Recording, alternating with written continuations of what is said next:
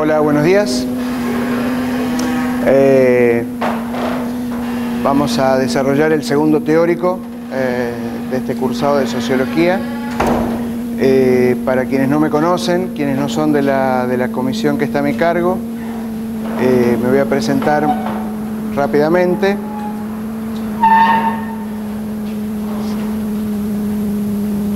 Mi nombre es Alejandro Ríos. Soy docente de la Cátedra de Sociología Agraria.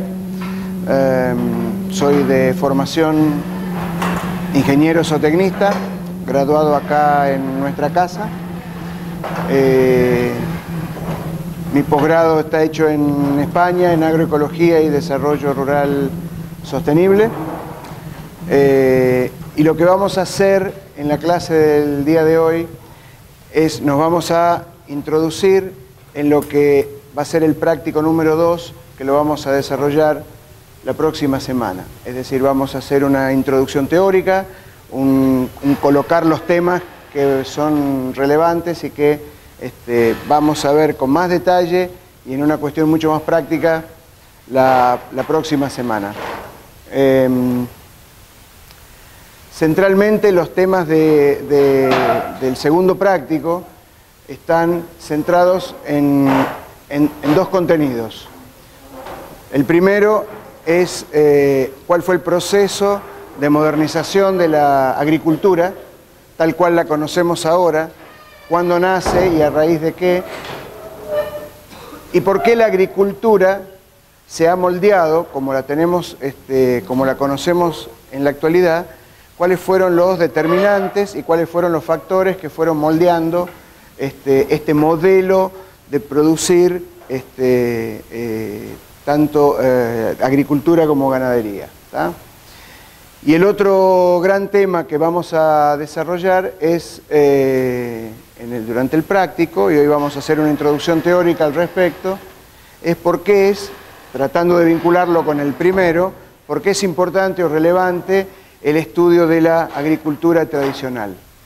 ¿Por qué para ustedes, futuros ingenieros agrónomos, el análisis y el estudio de la agricultura tradicional puede tener relevancia desde el punto de vista estrictamente práctico, no solo como un ejercicio teórico o como una cuestión solo de la intelectualidad agraria, sino porque desde el punto de vista práctico es conveniente abordar ese tipo de estudio. Para comenzar, lo que conocemos como el proceso de modernización de la agricultura, vamos a seguir a una autora, ella ingeniera agrónoma, chilena de nacimiento, que se llama Camila Montesinos. Esa es una de las autoras que vamos a seguir. Montesinos ha desarrollado un trabajo, que es una de las lecturas que ustedes ya tienen disponible, y que fija el centro de inicio del proceso de la modernización de la agricultura en la Inglaterra de fines del siglo XVIII, que es precisamente cuando comienzan a instalarse las bases de lo que fue la Revolución Industrial. La Revolución Industrial aparece de la mano de un invento, de un descubrimiento, que fue la máquina de vapor. Cuando en Inglaterra se desarrolla la máquina de vapor, esto era la posibilidad de transformar la energía calórica, convertida el agua en vapor por la inyección de calor, transformar esa energía calórica en energía mecánica. Esto es, poner a calentar agua, es el principio de una pava. Cuando calentamos agua, el vapor trasladado por un conducto tiene la posibilidad de empujar un émbolo. Un émbolo es un pistón. El mejor ejemplo de émbolo, ¿cuál es? El que conocemos, una jeringa. Ese émbolo tiene movimiento rectilíneo, pero a través de un sistema de biela, ese movimiento rectilíneo lo podemos transformar en un movimiento circular. Y si yo a través del pistón, movido por el vapor, logro tener un movimiento circular, puedo hacer girar un eje. y si hago girar un eje, puedo movilizar una maquinaria. Ese fue el principio, así de práctico, así de sencillo, así de concreto. Sin embargo, ese fue el pilar de la revolución industrial. La primera industria que adopta la máquina de vapor para desarrollar máquinas fue la industria textil. Insisto, estamos ubicados en la Inglaterra del fines del siglo XVIII, principios del siglo XIX. La industria textil es la primera que incorpora el desarrollo de máquinas impulsadas por vapor. Por lo tanto, hacer un metro de tela, que antes a un artesano le podía durar hasta meses de trabajo, confeccionar un metro de tela, como hacen nuestras artesanas en nuestros valles, con los telares rústicos, lograr un metro cuadrado de tela lleva mucho tiempo y mucho trabajo. Sin embargo, con la incorporación y el desarrollo de máquinas, ya no impulsadas por el vapor, se podían hacer cientos de metros de telas en unas pocas horas. ¿Tá? Esas nuevas fábricas que iban emergiendo en los suburbios de Londres, ciudades como Manchester, como Liverpool, iban emergiendo, salían como hongos porque aparecían nuevas fábricas textiles todos los días, requerían básicamente de dos cosas. Primero, lo primero que requerían era de mano de obra. Mano de obra que iba a provenir de las áreas rurales, de la Inglaterra rural. Por lo tanto, comienza a haber una gran demanda de mano de obra, de obreros textiles, y que iban a ser obreros textiles a posteriori, y comienza un proceso migratorio del campo a la ciudad. Se genera una nueva clase social urbana, obrera, de trabajadores, que demandaban alimentos. Pero demandaban alimentos de un sector agropecuario que comenzaba a despoblarse. Por lo tanto, había menos gente en el área rural para tener que producir más alimentos para una población urbana cada vez más creciente. Punto uno. Y punto dos, lo que demandaba esas nuevas industrias textiles, además de mano de obra, era materia prima. Materia prima que en el caso de la industria textil, la materia prima central que utilizaba era el algodón. Y como ustedes saben, Inglaterra, y si no lo saben se lo pueden imaginar, ¿dónde se hace algodón en Argentina, por ejemplo? ¿En qué provincias? Santiago, Chaco, Formosa. Es decir, regiones que agroclimáticamente tiene bastante poco que ver con las latitudes donde se encuentra Inglaterra. ¿Ah? Inglaterra es un clima templado frío, a frío, con mucha humedad, con mucha precipitación, con estaciones muy lluviosas, y precisamente no es templado a templado frío el clima de Chaco, de Formosa, de Santiago del Estero. ¿Tá? Por lo tanto, Inglaterra demandaba una gran cantidad de algodón. En el caso de las colonias inglesas, como Estados Unidos era en ese momento, el algodón centralmente venía de la península de Florida, ¿tá? Es decir, del sur norteamericano, caliente y húmedo. Ese es el cuadro de situación que llevó al desarrollo a la necesidad imperiosa de comenzar con un proceso de modernización de la agricultura, que Camila Montesinos, esta autora, lo organiza y lo desarrolla en lo que ella llama los 4 pilares del proceso de modernización. Insisto, esa era la situación socioeconómica existente en la Inglaterra, que era un imperio muy fuerte en la economía mundial de aquel momento, y los 4 pilares en los que vamos a organizar esta historia y el proceso de la modernización de la agricultura son la mecanización, las semillas mejoradas, los fertilizantes y un cuarto pilar que son los pesticidas. Vamos a arrancar por el primero. Ya sabemos entonces que teníamos poca población rural, migrante permanentemente siendo expulsadas hacia las ciudades, por lo tanto, hubo una necesidad de mecanizar la actividad productiva en el área rural. Comienzan a desarrollarse las primeras máquinas, insisto, voy a colocarme en dónde estamos ya a principios del siglo XIX. Comienzan a desarrollarse las primeras maquinarias y eso trajo algunas consecuencias. Hasta ese momento, la actividad en el área rural era una actividad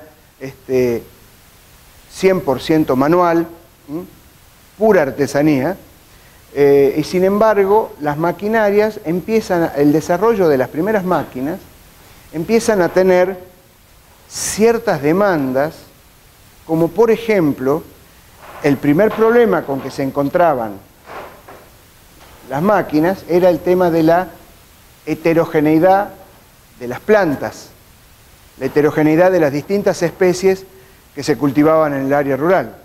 Ustedes saben que hasta ese momento la forma privilegiada de la reproducción de las semillas era que los agricultores guardaban de la cosecha su propia semilla, hacían una selección de las mejores semillas y las almacenaban para tener semillas en el próximo ciclo agrícola. No había mercado de semillas, no había semilleros, no había semillerías, nada, era la propia reposición de las semillas, era hecha por los agricultores. Esto fue hecho a través de cientos y cientos de años.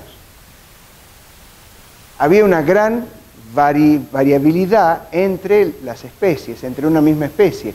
Esto es, pensemos en un trigo, no mejorado, sino en un trigo tradicional, hay plantas más altas, hay plantas más bajas, hay plantas que empiezan a espigar más arriba, empiezan a espigar más abajo. Cuando se hace la cosecha manual, como se hacía, hasta antes del desarrollo de la mecanización, no había problema. Uno puede agarrar una hoz y cortar empezar a cosechar donde uno ve que empiezan a espigar. Pero las máquinas, ¿pueden reconocer esta diferencia? Las máquinas en aquel entonces no reconocían esta diferencia. Por lo tanto, cuando uno ponía una cosechadora, no puede andar subiendo y bajando lo que es la plataforma de corte según la gran cantidad de variación de altura que tenían las plantas. Por lo tanto, hubo una necesidad ¿de qué? Hubo una necesidad de homogeneizar las distintas especies. ¿Qué es homogeneizar? Tratar de hacer a través de técnicas de mejoramiento genético que las especies, que las variedades sean lo más parecidas entre sí, tener poblaciones homogéneas de cultivos. Y ahí es donde comienza el desarrollo de lo que le vamos a llamar el segundo pilar de la modernización, que son las semillas mejoradas. Cuando comienza esta necesidad de homogeneizar las semillas, es sencillamente porque además de la altura de corte, el proceso de la siembra también era un aspecto muy importante y que también había que hacerlo a través de máquinas que tenían que multiplicar por mucho el trabajo que hacían antes las personas, los trabajadores rurales o los campesinos cuando sembraban al voleo. Ahora la siembra era a través de una maquinaria que lo que hace es depositar las semillas en una tolva, en un tacho. Me imagino que si alguno ha visto alguna sembradora alguna vez, esa tolva tiene en su base un disco con perforaciones y la semilla tiene que caer a través de un tubo a 2 discos y caer en el surco que estos discos van abriendo. ¿Por qué tenían que ser todas parejas, por ejemplo, las semillas? para que esas semillas, todas igualitas en tamaño, o lo más parecido posible, no obstruyeran, no quedasen atrapadas en ese tubo de descarga, y por lo tanto iba a ser muy ineficiente el uso de la maquinaria. Así que necesitábamos tener plantas cuyas semillas fueran lo más parecido en forma y tamaño, y luego cuya altura, una vez desarrollada la planta ya en el cerco, cuya altura fuese lo más parecida entre unas y otras. Por lo tanto, esa fue una presión muy grande a la necesidad de desarrollar estas nuevas semillas, sobre todo en cultivos homogéneos y en cultivos de gran interés comercial. Por lo tanto, de la mano de la mecanización, comienza a desarrollarse lo que hasta ese momento poco se conocía en el área rural, que era el monocultivo. Esto es, tratar de hacer en grandes extensiones, desarrollar cultivos de interés económico que ya no respondía al interés estrictamente, al interés de subsistencia y el interés biológico de las familias campesinas, sino que la necesidad provenía de esa gran fuente demandante de alimentos que eran las ciudades, que a raíz de la revolución industrial crecían a un ritmo absolutamente acelerado e impensado, inédito para ese entonces.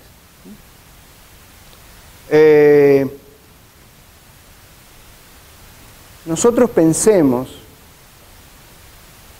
¿qué es lo que nosotros hacemos, nosotros, el hombre, desde una visión así muy antropocéntrica, qué es lo que nosotros hacemos cuando intervenimos en el área rural, cuando decimos, bueno, vamos a hacer una producción? Nosotros nos encontramos habitualmente con ecosistemas. Y en un ecosistema, ustedes lo saben porque cursaron botánica, ¿sí? Tengo distintos estratos. En un ecosistema cualquiera, tengo distintos estratos vegetales. ¿Qué tipo de estratos tengo? ¿Cómo? ¿Qué estratos vegetales puedo tener? Perfecto. Tengo un estrato herbáceo, arbustivo, perdón por la gráfica, ¿no? No es mi fuerte precisamente, pero a efectos técnicos, didácticos, arbustivos, sí, herbáceos, arbóreos, perfecto.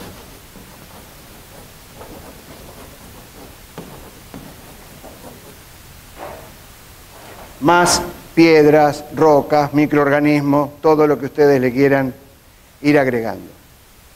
¿Puedo reconocer cierta diversidad en estos estratos? Perfecto. Ahora bien,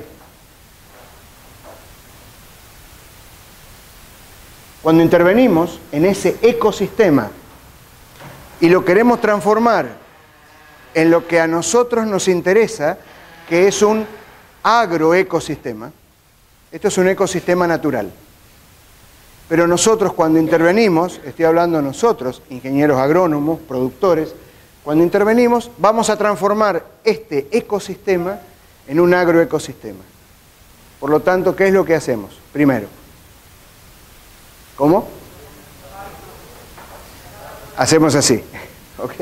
Entonces, hagamos así. Lo primero que hacemos es desmontar. Y si a este agroecosistema, como sucedía en la etapa en donde estamos describiendo, implantamos una variedad de alto interés comercial, hacemos un monocultivo, supongamos, de trigo. Pregunta, ¿qué hemos hecho con ese ecosistema? ¿Lo hemos complejizado o lo hemos simplificado? Lo hemos simplificado. Lo hemos simplificado a su máxima expresión.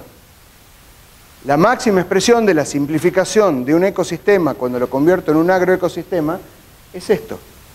un monocultivo de lo que sea. Trigo, maíz, hoy día es soja, pero lleva a una simplificación absoluta. Y esta simplificación del ecosistema en agroecosistema trae algunas consecuencias. Trae algunas consecuencias.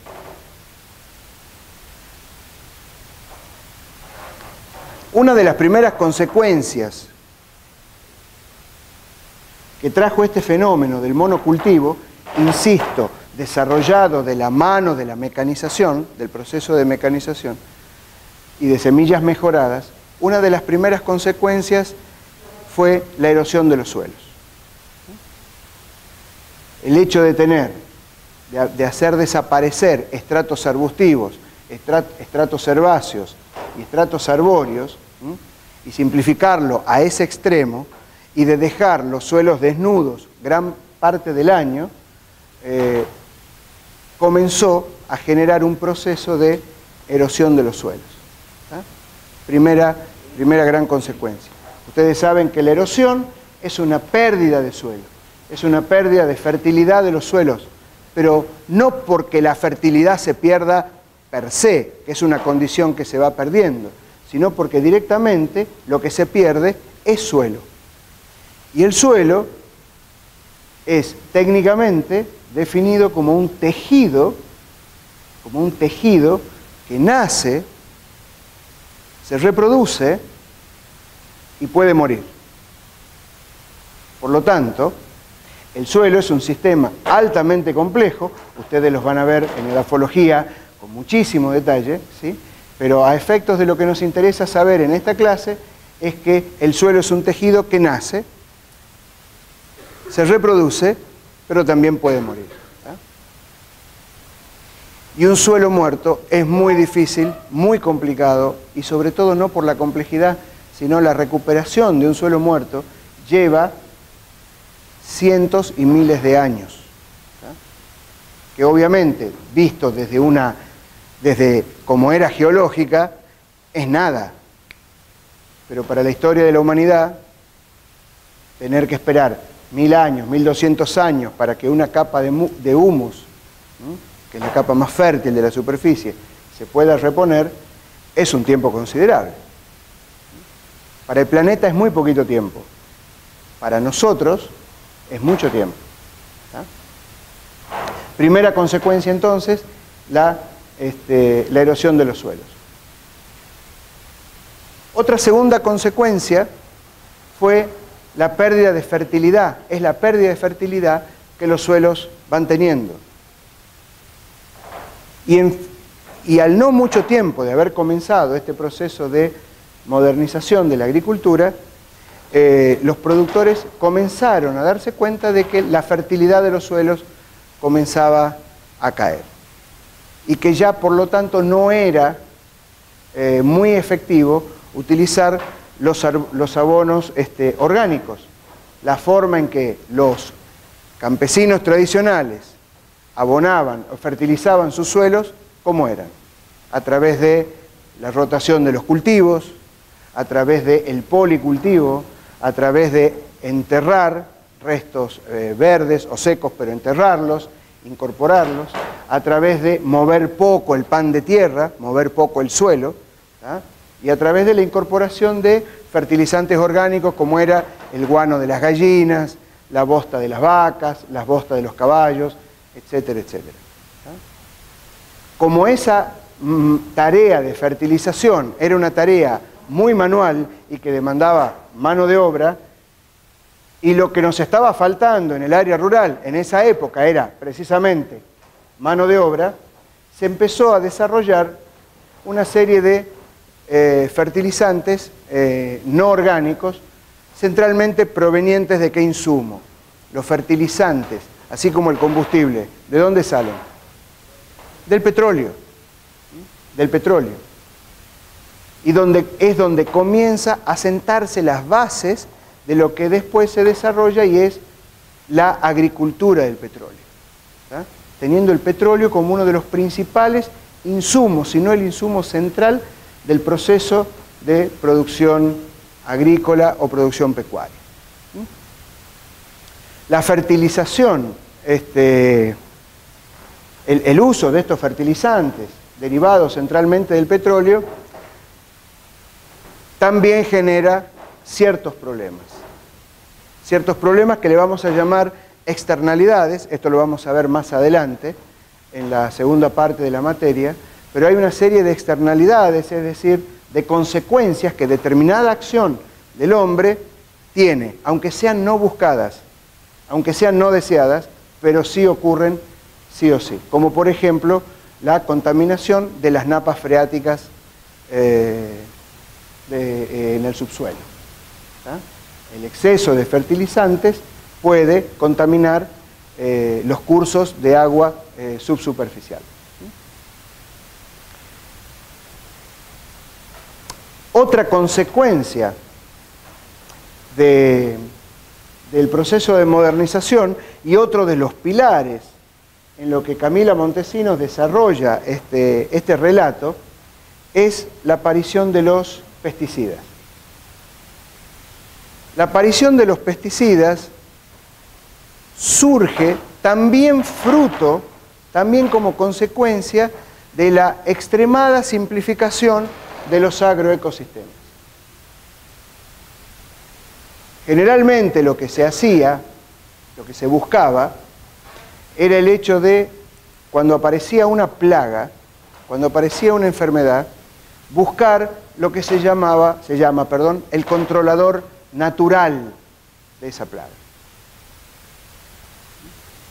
¿Cuál es el organismo en la naturaleza que combate a esa plaga? ¿Cuál es el insecto en la naturaleza que fagocita a determinada plaga?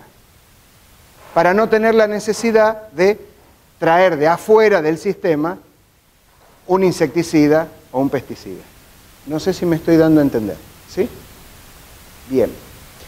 Pero para que haya la existencia de los que le vamos a llamar los controladores naturales de determinada plaga, es necesario generar las condiciones ambientales, ecológicas, para que ese controlador natural pueda estar, desarrollar y permanecer en determinada área.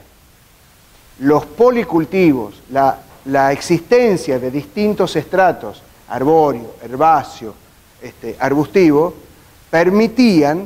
generaban las condiciones para la existencia de esos controladores naturales. Cuando simplificamos, producto de la mecanización, producto del monocultivo, cuando simplificamos los ecosistemas, dejamos de lado, sacamos todas las posibilidades de que los controladores naturales de determinada plaga puedan estar y puedan desarrollarse y puedan actuar, puedan trabajar. Y sin embargo, generamos todas las condiciones posibles para que la plaga se pueda desarrollar. ¿Por qué? Porque se desarrolla, tiene todas las posibilidades de desarrollarse una plaga. No tiene controladores naturales al frente. Por lo tanto, crecen y aparecen. Y había que, de determinada manera, de alguna forma, controlarlas. Es ahí donde comienza el desarrollo de los pesticidas. Ya estamos centrados en el siglo XX. Y el primer pesticida que se desarrolló, que fue altamente eficiente, es uno que quizás lo hayan oído nombrar, sobre todo a sus abuelos seguramente, que se llama DDT. Lo han oído nombrar en algún momento, seguramente. El DDT fue el primer gran pesticida que se utilizó y se aplicó de manera casi diría global y de manera absolutamente indiscriminada. Fue muy eficiente el DDT en un inicio y fue muy útil para controlar, por ejemplo, enfermedades endémicas como la malaria o como el paludismo, sobre todo en África e inclusive en el norte argentino. Ustedes saben que el norte argentino es una zona endémica de enfermedades como el paludismo, como la leishmaniasis, y en su momento el DDT fue muy eficiente para controlar eso. Lo que no se sabía en ese momento cuando todos éramos felices usando DDT, lo que no se sabía eran las consecuencias del uso del DDT. Lo que comenzó a verse, y esto no es muy complicado de comprender, es el hecho de que si a una población de insectos la baño con DDT, pero de esos millones de insectos hay uno, y tan solo uno, que por condiciones naturales, por predisposición genética, por una mutación, por lo que sea, sobrevive, la descendencia de ese solito ya es resistente al DDT. Por lo tanto, a toda esa descendencia, el DDT la va a controlar de ninguna manera. El DDT la va a engordar. Se van a alimentar de DDT. Y es lo que Miguel Altieri, uno de los padres de la agroecología, llama en la búsqueda de la bala de plata. La bala de plata es, frente a una plaga, que le vamos a llamar la plaga 1, hemos generado un insecticida 1 que controló a esa plaga. Pero hay sujetos de esta población que han resistido y comienzan a generar descendencia. Ustedes saben que los insectos, para cambiar de generación en generación, no tardan 10 años. Una población de insectos para cambiar de una generación a otra, tardan algunos horas. La tasa de reproducción de los insectos es muy alta y además no se reproducen teniendo un solo ejemplar, un solo hijo, tienen de a millones.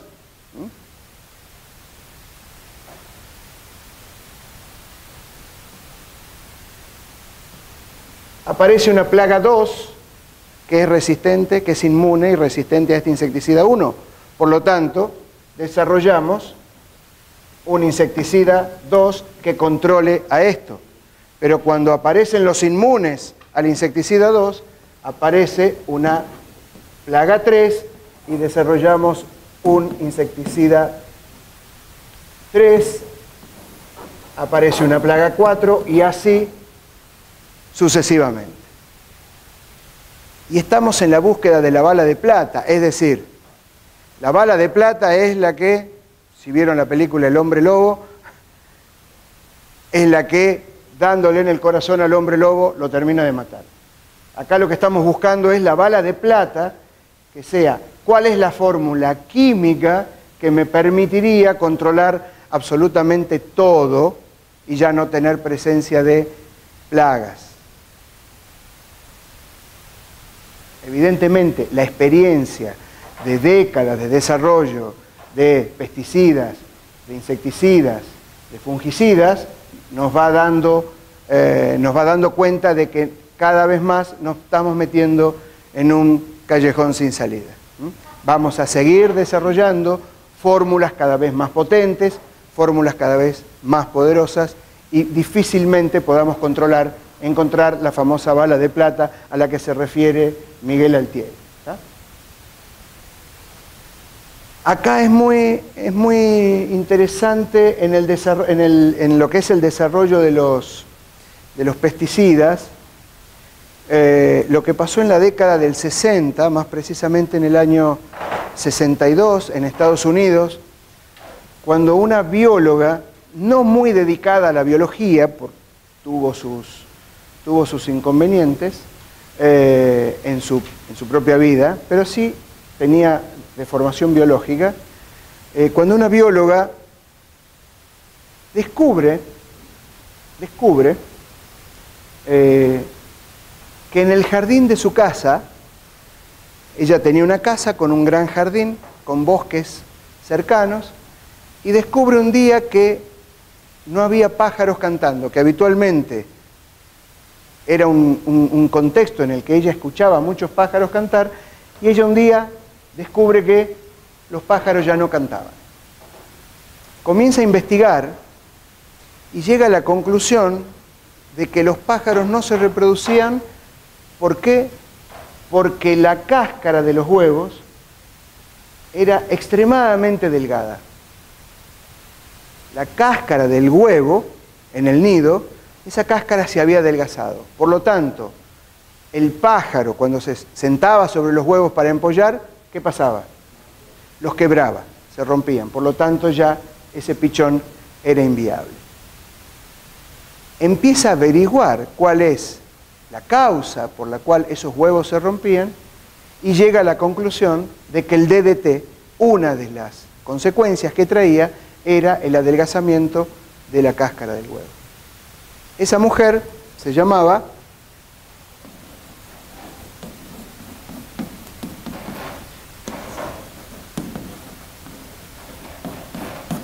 Rachel Carson. Rachel Carson. Y esa mujer escribe un libro clásico, fundacional, que se llamaba, el libro se llama La Primavera Silenciosa. Cuando Rachel Carson publica La Primavera Silenciosa, primero tuvo grandes problemas porque hubo grandes resistencias, mucha resistencia a que ese libro viera la luz. ¿Quiénes se resistían? ¿Quiénes hacían presión y lobby?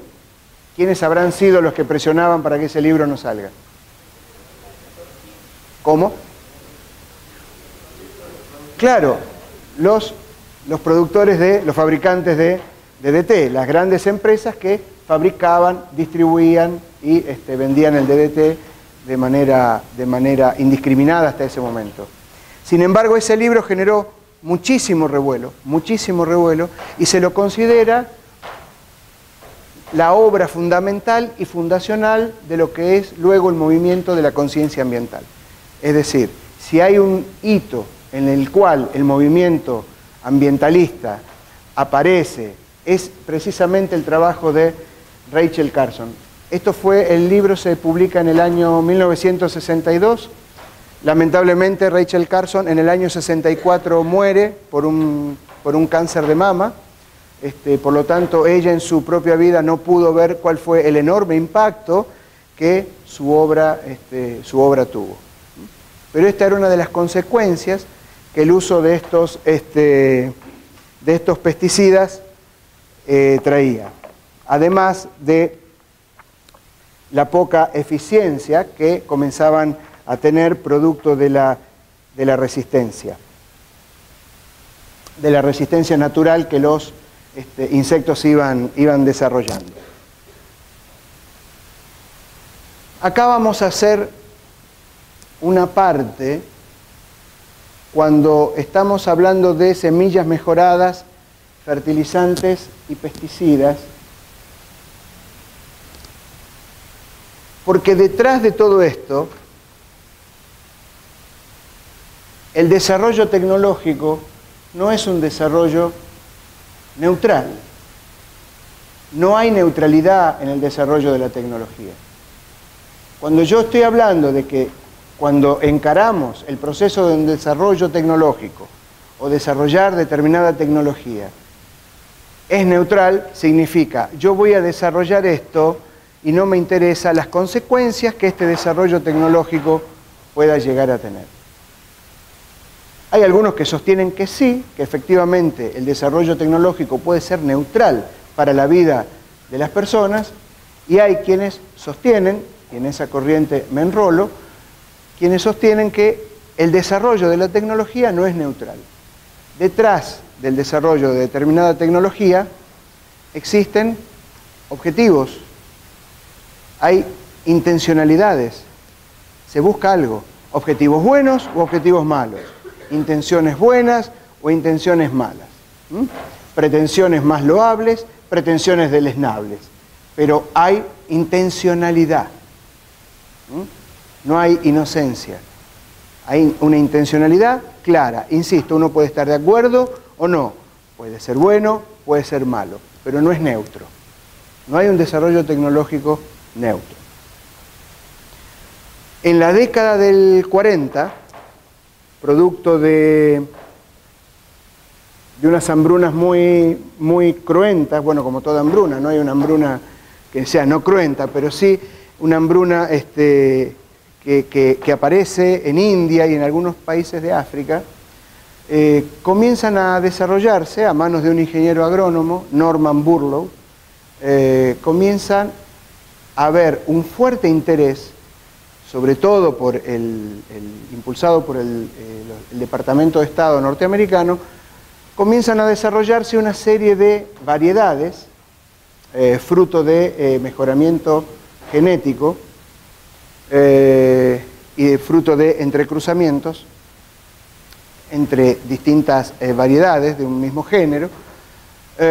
Comienzan a desarrollarse una serie de variedades que se llamó en su momento las variedades milagrosas. Esto a partir de la década del 40 y llegando hasta bien entrados la década del 70. Pero se desarrollaron estas variedades milagrosas que eran los famosos, y ustedes lo van a leer en detalle para la semana que viene, que eran los famosos cereales enanos, las variedades enanas. Y cuando esto sale al mercado, cuando esto se pone a disposición de los productores, se había postulado en ese momento que la aparición de, sobre todo, el arroz enano, que la aparición de esto iba a terminar con el hambre en el mundo. Esa fue una afirmación muy categórica que se hace cuando se desarrollan estas variedades enanas, producto de las técnicas de semillas mejoradas. Insisto, uno de los pilares que plantea Camila Montesinos.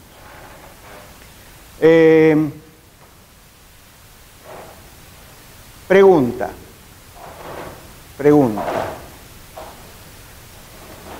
¿Se cumplió la promesa,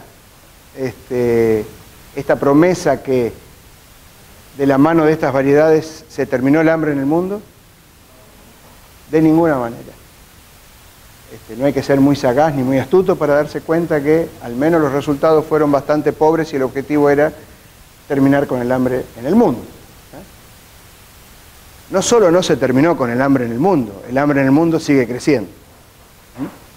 Y desde esa época hasta ahora, quédense tranquilos, chicos, no hay ningún peligro de que se termine con el hambre en el mundo. Si alguno estaba preocupado por eso, relájense. Está todo bajo control. ¿Por qué fracasa esto que era tan loable, esto que era tan milagroso? Fracasa por varios motivos. El primer motivo era que millones de campesinos a la vuelta de todo el mundo rechazaban de plano estas variedades. Estas variedades que, insisto, técnicamente era posible que iban a tener muchísimo más rendimiento. ¿Por qué? Una de las causas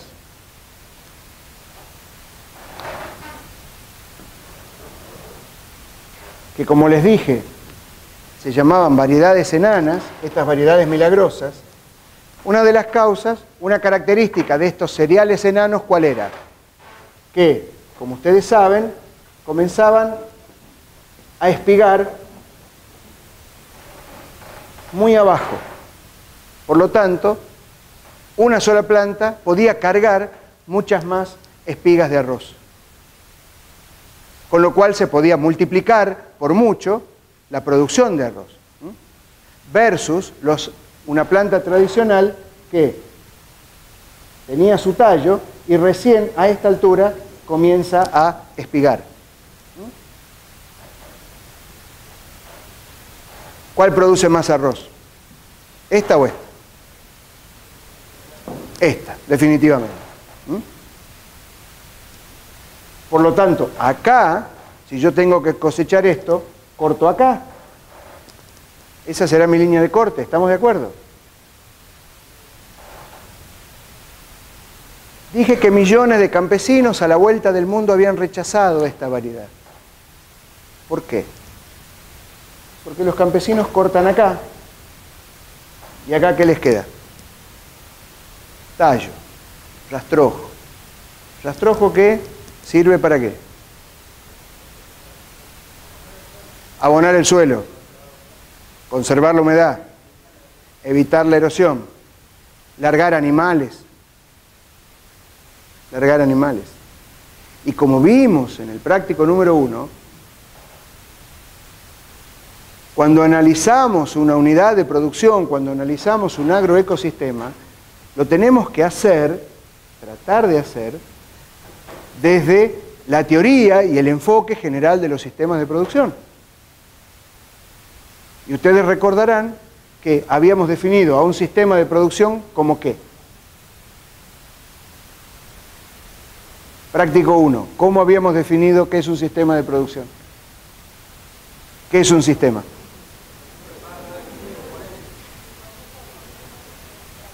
Un conjunto de componentes que interactúan entre sí para cumplir una determinada función o lograr un determinado objetivo.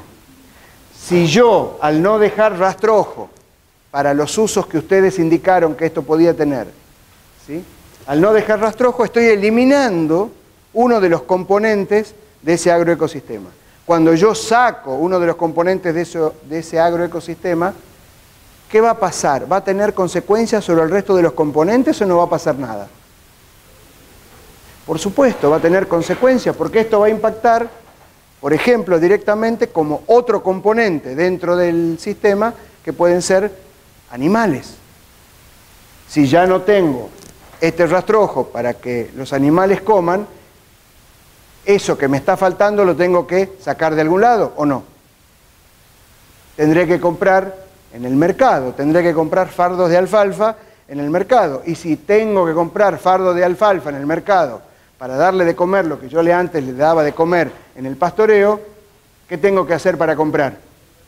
Pagar. Por lo tanto, sale dinero del sistema. Y fíjense que podemos lograr todo un efecto en cascada al interior del sistema, solo porque tuvimos la buena intención de que los productores cambien de variedad de arroz. Primer motivo, el rechazo. No sé si el más importante, pero primero para nosotros. Y el segundo motivo de este proceso que se llamó y se llama y se lo conoce como la Revolución Verde, y a eso me estoy refiriendo, ¿sí? El desarrollo, la generación de las variedades milagrosas, ¿sí? Se lo llamó la Revolución Verde. El otro gran motivo de rechazo o del no éxito esperado o al menos prometido por sus desarrolladores fue el hecho de que este cereal enano, con toda esta cantidad de espigas, solamente podía manifestar y desarrollar todo ese potencial genético bajo determinadas condiciones. Bajo determinadas condiciones no solo de suelo, no solo de clima, no solo de humedad, no solo de temperatura, sino que todo el potencial genético de esa variedad iba a poder expresarse si iba acompañado de determinado fertilizante, de determinado tipo de fertilizante, en cantidad y calidad, y si iba acompañado de determinado tipo de pesticida en cantidad y en calidad. Si esa semilla no iba acompañada de esto, todo ese enorme potencial genético no se iba a expresar y no se iba a desarrollar. Y este es el concepto que se acuña en esa época y que persiste hasta aún hoy, que es el concepto de lo que se conoce como un paquete tecnológico. El paquete tecnológico es aquel conjunto de recomendaciones técnicas que deben aplicarse sí o sí de esa forma y no de otra. Por eso se habla de paquete. Paquete, una cosa absolutamente cerrada, un proceso absolutamente clausurado. Si usted, productor, no aplica esta variedad con este fertilizante, con este pesticida, en estas dosis, bajo estas condiciones, usted no va a tener la producción que al menos en la teoría se promete tener. Esto es, se llevó a los productores a un callejón sin salida. usted tiene que comprar esta semilla, es decir, ya no es semilla seleccionada y almacenada por los productores, sino hay que ir al mercado, comprar determinado tipo de semilla, comprar determinado tipo de fertilizante y comprar determinado tipo de pesticida. Es la única forma en que usted va a poder multiplicar su producción.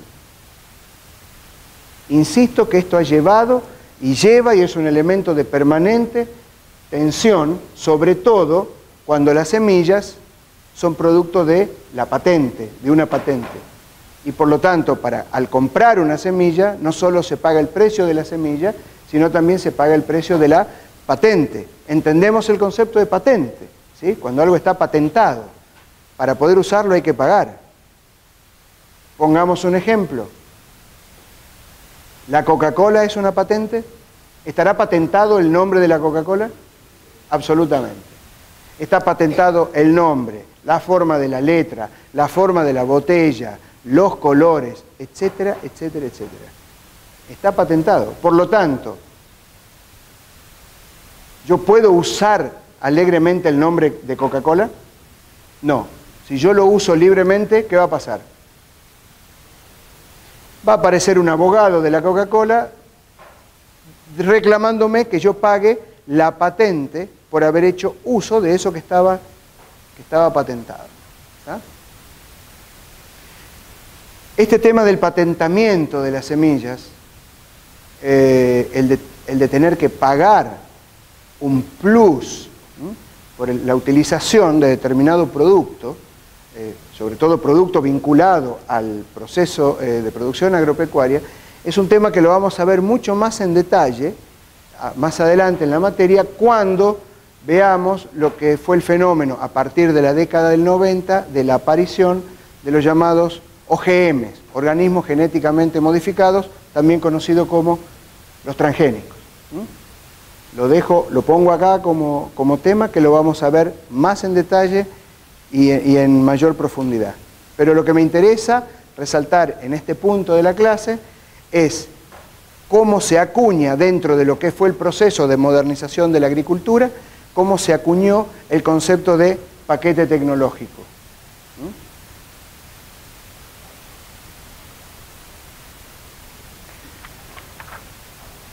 Como dice Camila Montesinos en otra parte de su trabajo, este fue un camino de la modernización de la agricultura. Este fue tan solo un camino del proceso de modernización de la agricultura. Pudo haber habido otros caminos. Alguien puede afirmar que solamente este fue la única posibilidad de modernizar el proceso de producción agropecuaria. No, de ninguna manera. No se puede hacer esa afirmación. Quizás hubo otras alternativas. Una crítica que se hace a esta forma que tuvo y que tiene este proceso de modernización agrícola es el hecho de que, por ejemplo, las semillas, el mejoramiento de las semillas, esa necesidad que habíamos hablado al principio de la homogenización de las semillas, de tener poblaciones homogéneas, lo más parecidas posibles, todas iguales, ¿fue una demanda biológica o fue una demanda mecánica? Fue una demanda mecánica. Las máquinas requerían de la aparición de este tipo de semillas. No fue una demanda biológica. Y ahí es donde Montesinos hace referencia a que en el proceso de modernización de la agricultura hubo una serie de lo que ella le llama los componentes olvidados.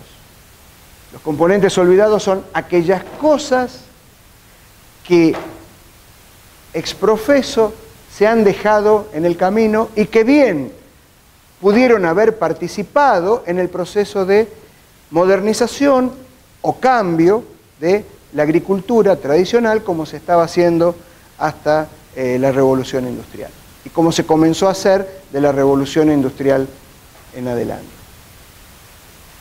porque hasta ese momento, y lo hemos visto en el práctico anterior, recuerda cuando analizábamos la época de los señores feudales, ¿no?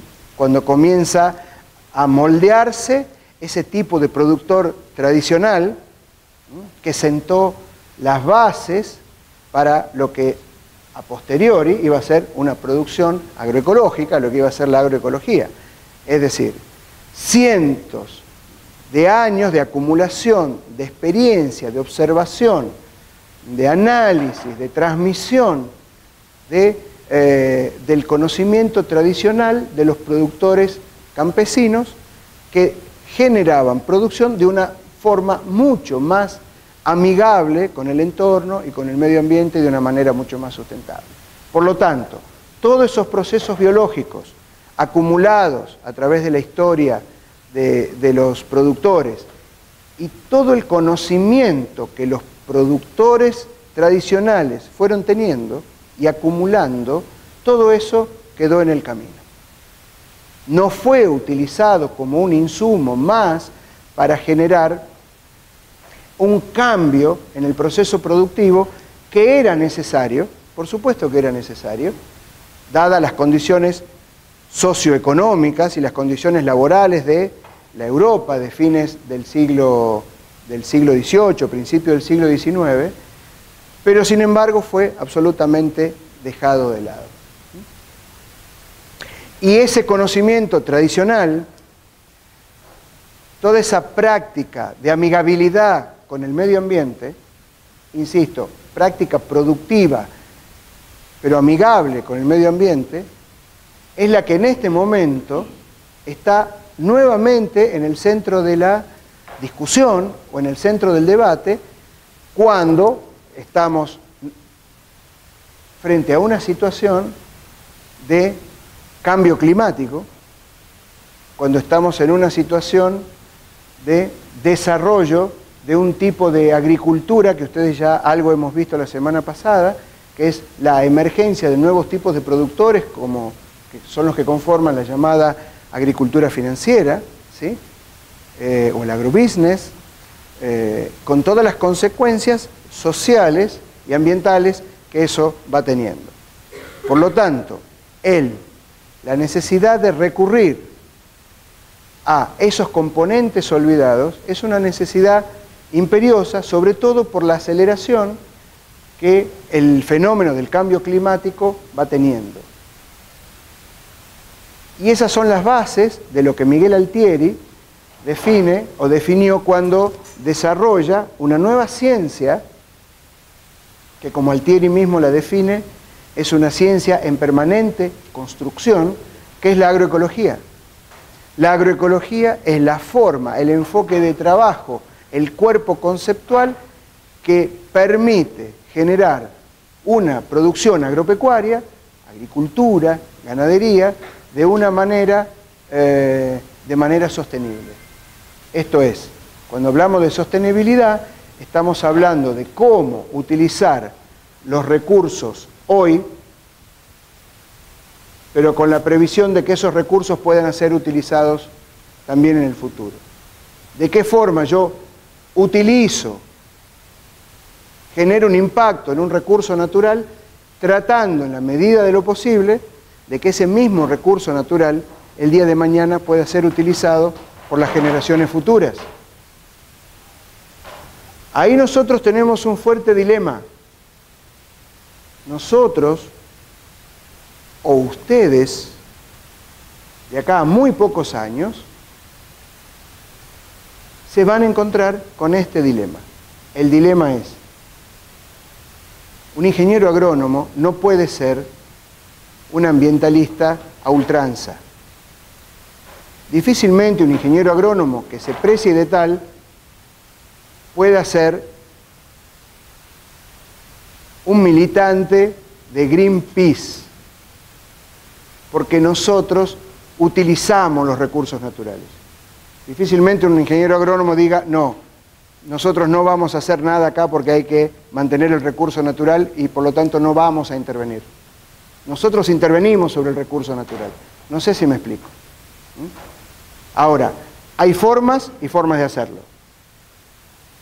Puedo intervenir bien o puedo intervenir a lo bestia.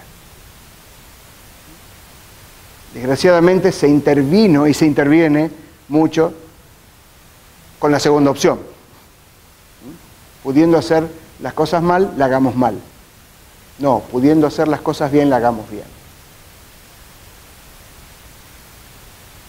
Y eso forma parte de nuestra responsabilidad social. Por lo tanto, yo puedo, como ingeniero agrónomo, el día de mañana firmar un permiso para desmonte, porque tiene que llevar la firma de un profesional, y puedo ponerme en la posición de decir, no, este suelo no es apto para desmontar. O puedo cerrar los ojos y decir, sí, desmonten, no hay ningún problema. Y yo pongo mi firma como profesional.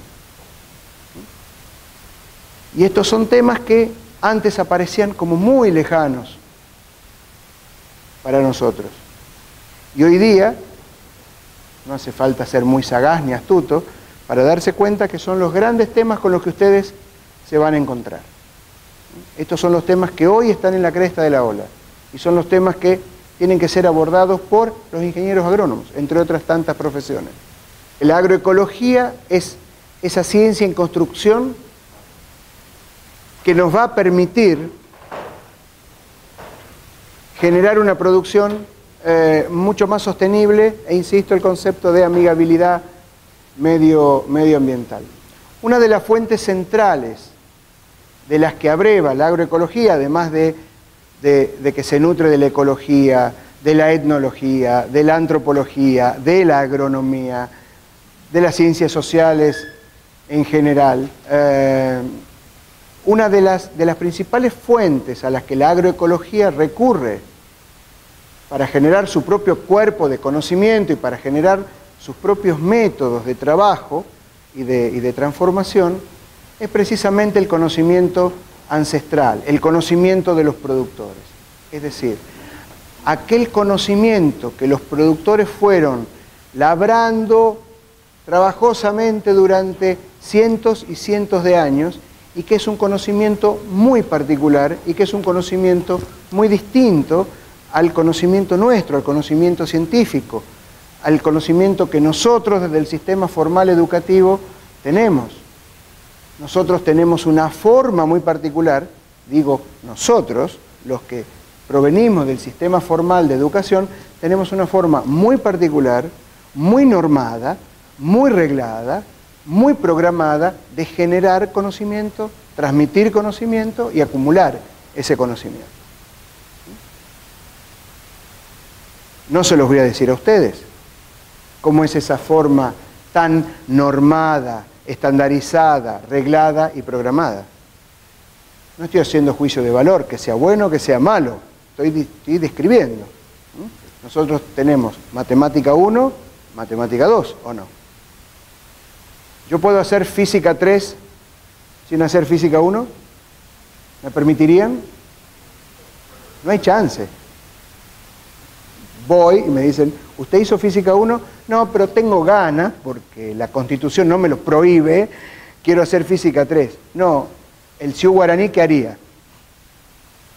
Danger, ¿sí? Cartel, alarmas, helicóptero volando, si se quiere anotar en física 3, no puede. Bueno. Pongo como ejemplo física 3 porque no hay cátedra de física 3, entonces puedo hablar tranquilo.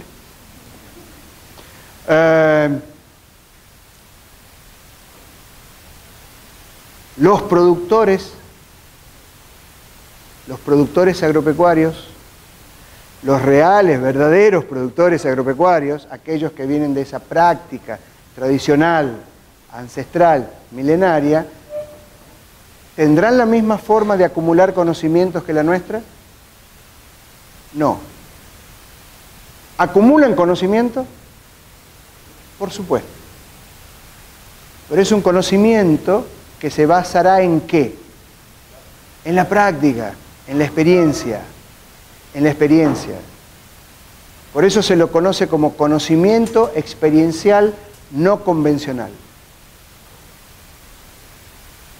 conocimiento experiencial no convencional. Esto es, primero, reconocer que detrás de la práctica de los productores hay conocimiento. Primer gran reconocimiento que deberíamos hacer. No estigmatizar, no juzgar al decir, no, eso no es conocimiento. Esos son saberes populares, son leyendas, son mitos. No, hay conocimiento. Eso es conocimiento, que es distinto al nuestro. Es distinto. Al nuestro, insisto, el conocimiento científico técnico que todos nosotros tenemos. No estoy diciendo que es mejor o peor. No estoy diciendo que el conocimiento científico técnico no sirve para nada, al contrario. Al contrario. Nosotros tenemos cosas para aportar, desde nosotros como profesionales, tenemos cosas para aportar a ese conocimiento experiencial no convencional que proviene, como dice Altieri, de la práctica y la acumulación ancestral de cientos y cientos de años y de transmitir ese conocimiento no a través de la forma en que lo hacemos nosotros, con escritos, con publicaciones que reconocen determinados estándares de calidad y que tiene que tener determinado formato, sino en la transmisión por tradiciones orales, de generación en generación, pero esa es la forma de acumular y transferir el conocimiento agroecológico que, insisto, como dicen algunos autores, estamos ante la imperiosa necesidad de identificarlos, de rescatarlos, de formalizarlos y de poder aplicarlos, sobre todo aplicarlo en escala, aplicarlo masivamente, porque la demanda de alimentos mundial es muy creciente. ¿Ah? Y eso es uno de los grandes desafíos que la agroecología, en tanto ciencia, tiene por delante. Resolver el tema de la masividad, el tema del volumen, el tema de la escala. Por lo tanto, hay todo un campo de acción, todo un terreno en lo que tenemos mucho campo laboral y mucho por hacer.